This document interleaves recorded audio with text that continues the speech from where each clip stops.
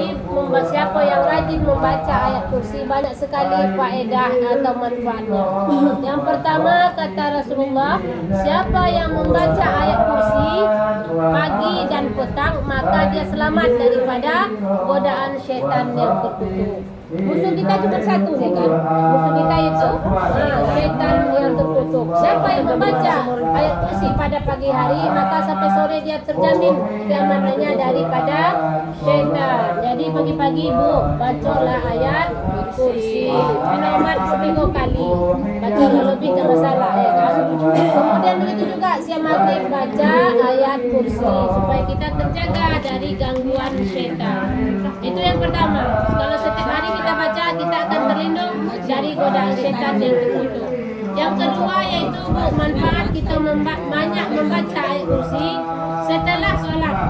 Bu, kalau setelah sholat fardu, apakah sholat subuh, zuhur, asyar, maghrib dan isya, siapa yang membaca ayat kursi setelah sholat dibaca dalam ayat kursi, maka setelah di kematiannya dia langsung masuk surga.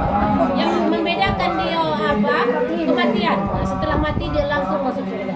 Makanya bu, setelah sholat zuhur, setelah sholat asar baca ayat kursi. Kalau tak sempat membaca misalnya subhanallah, walhamdulillah, Allahumma, tak sempat membacanya, nak cepat awak bisa nanti di jalan atau dalam perjalanan awak nak jogging, kan?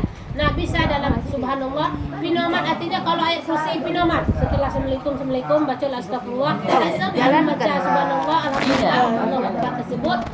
Ayat kursi ini wajib diutamakan gitu. Jadi pinomat membaca ayat kursi, sempatkan membaca ayat kursi setelah sholat fardu.